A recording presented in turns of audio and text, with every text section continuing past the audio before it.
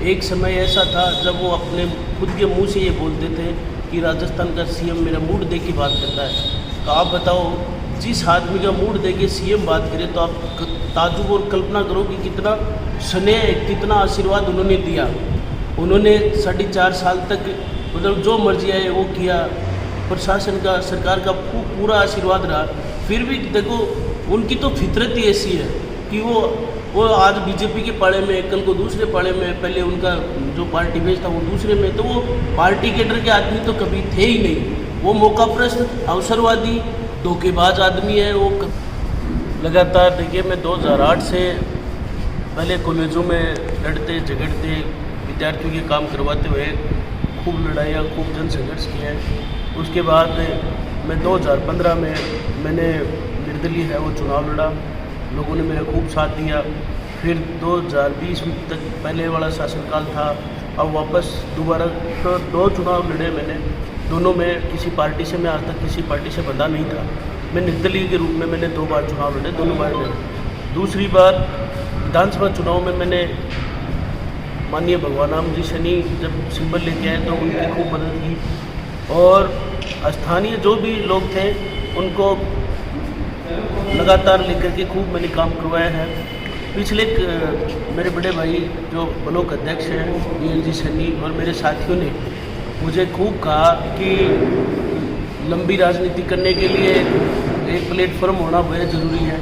दूसरी बात, ये तो मुझे समझा ही रहे थे, लेकिन मेरे मन में ये चीज़ क्यों आई, क्योंकि मैं गहलोत साहब की जो नीतियाँ थी, फेलोशिप योजनाएँ, उनको लेकर के पिछले 5-6 साल से मैं खूब काम कर रहा हूँ। और कस्बे में आप देखेंगे कि योजनाओं की मैंने स्टडी करके 20-25 योजनाओं की स्टडी की।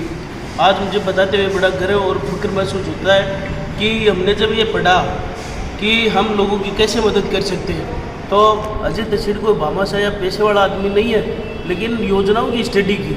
उनमें हमने एक वर्ग चुना, विधवा महिलाएं, दिव्यांग और सीनियर सिटीजन।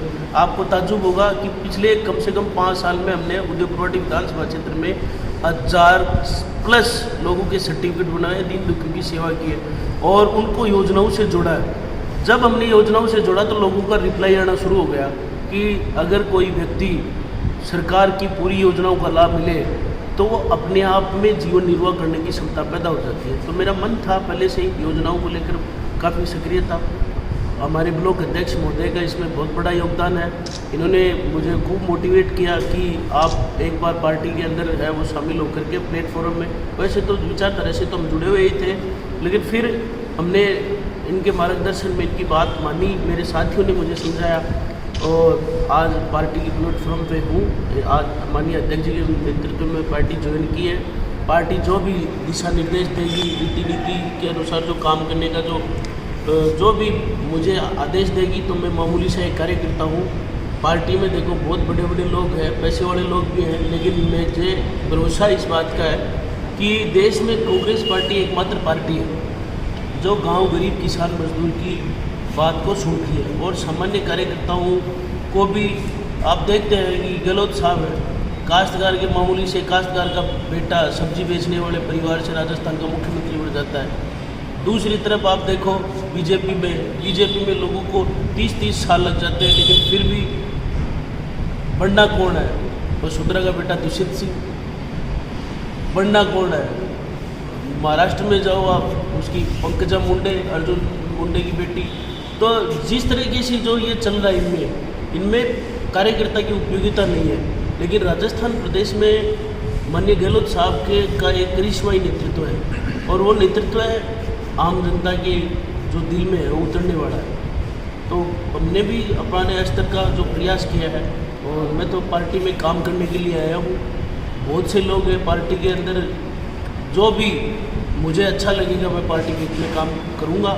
आगे भी बढ़ कर के जो विधानसभा चुनाव है उन चुनावों में भी कांग्रेस पार्टी को मजबूत करने का काम करेंगे और कांग्रेस पार्टी को यहाँ से बड़ी संख्या में गाँव ढाणी से लोग कांग्रेस पार्टी से जुड़े हुए हैं। लेकिन कमी क्या है कि माननीय ब्लॉक अध्यक्ष साहब से पहले के जितने जो अध्यक्ष और ऊर्जा आए, जो कमेटियाँ बनी, उनमें क्या है एनर्जेटिक आदमी नहीं थे। जैसे ये एनर्जेटिक आदमी है अध्यक्ष महोदय, तो इन्होंने आते ही युवा नौजवानों को पार्टी से जोड़ा। आज आप देखेंगे कि मेन पार्टी बीजेपी है, बीजेपी से ज़्यादा कम से कम 1000-2000 नौजवान कांग्रेस की पार्टी में यहाँ नौजवान काम करता है। उनके पास झंडे लगाने के लिए 4 आदमी नहीं है, वो विधानसभा का चुनाव लड़ रहे हैं। दूसरी बात, बीजेपी एकमात्र पार्टी, एक ऐसी पार्टी है जो मतलब जिनमें एक जाति विशेष का कब्जा है। कांग्रेस 36 कौम की पार्टी है। गांव गरीब को, कमज़ोर को, वो सोचने वाले और उनको साथ ले जा करके काम करने वाली पार्टी है।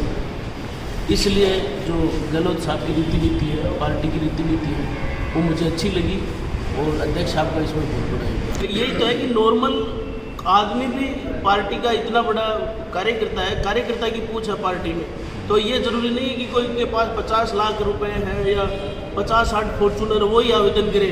मामूली सा बूथ का कार्यकर्ता भी विधानसभा की टिकट मांग सकता है, लोकसभा की टिकट मांग सकता है। कितनी पारदर्शिता है। वरना आप बीजेपी में जाओ, बड़ी बड़ी होटलों में मिलते ही नहीं है, पर्यवेक्षक ही नहीं मिलते, आवेदन तो दूर की बात है। तो कोई भी कार्यकर्ता आवेदन कर सकता, मैं भी करूँगा। पूर्व मंत्री थे जो उस कांग्रेस सरकार में, उनको 2 बार मंत्री बनाया, फिर उसके बाद वो पलटी मार गए, उनको कांग्रेस सरकार को भला बुरा कह रहे हैं। इसको लेकर आप क्या कहेंगे?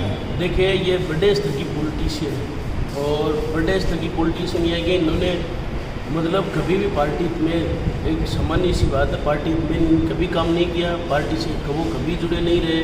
आप सारे लोग जानते हैं इस बात को कि 4.5 साल से गहलोत साहब ने उनको क्या नहीं दिया।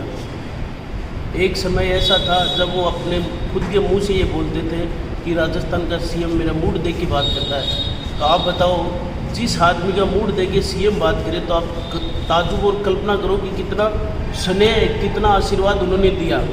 उन्होंने 4.5 साल तक मतलब जो मर्जी आए वो किया, प्रशासन का, सरकार का पूरा आशीर्वाद रहा। फिर भी देखो, उनकी तो फितरत ही ऐसी है कि वो आज बीजेपी के पाले में, कल को दूसरे पाले में, पहले उनका जो पार्टी बेस था वो दूसरे में। तो वो पार्टी के डर के आदमी तो कभी थे ही नहीं। वो मौकाप्रस्त, अवसरवादी, धोखेबाज आदमी है। वो अपने कार्यकर्ताओं का नहीं है। उनको एक बात और है उनके साथ कि उनको वेल क्वालिफाइड, अगर पढ़ा लिखा कार्यकर्ता उनको कभी पसंद ही नहीं है। मतलब शहर में इतने बहुत से लोग, आज उनके पास 5 आदमी नहीं है।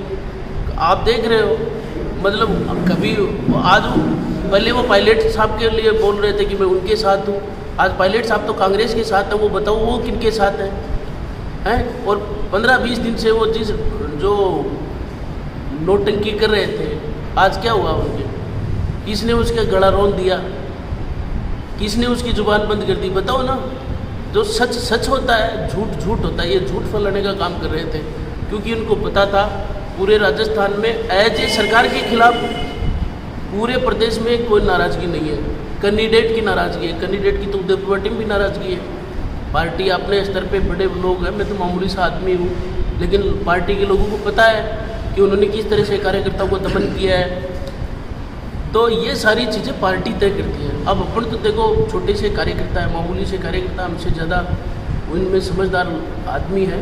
पार्टी से भी प्रार्थना करेंगे हम तो चल भाई, मामूली से प्रार्थना कार्यकर्ताओं की बात मानती है। तो आगे से अध्यक्ष महोदय से और प्रदेश नेतृत्व से भी आह्वान और मिलेंगे तो कहेंगे कि अवसरवादी जो लोग हैं, जो दुखी करने वाले, पार्टी को संकट में डालने वाले लोग हैं, इनसे है वो छुटकारा मिले तो बाकी लोग और ज़्यादा संख्या में जुड़ेंगे। देखिए अजय भाई तसीड़ बहुत ही ऊर्जावान युवा नेता है और जिस तरह से लोगों ने इन पे प्यार बरसाया, 2 बार इनको पार्षद बनाया और मैं यहाँ का लोकल होने के नाते ज़्यादा जानता हूँ। बहुत सारे युवा, बुजुर्ग, महिलाएं जिस तरह से इनको प्यार करती हैं और वोट करते हैं इनको, तो सारी चीज़ें देख के मुझे ये ख्याल आया कि इस तरह के आदमी को पार्टी में लेने से पार्टी का काफ़ी भला हो सकता है। तो मैंने प्रयास किया, इनसे बात की, 1-2 बार टच में आया। फिर इनके दिल में कांग्रेस के प्रति, चूँकि राजस्थान के सीएम हमारे मुखिया गहलोत साहब ने इस तरह से राजस्थान को बदल के रख दिया है, हर कोई आदमी कांग्रेस में आने की इच्छा रखता है। तो उसी तरह से अजय भाई तसीड़ पार्टी में आए, इनका स्वागत है।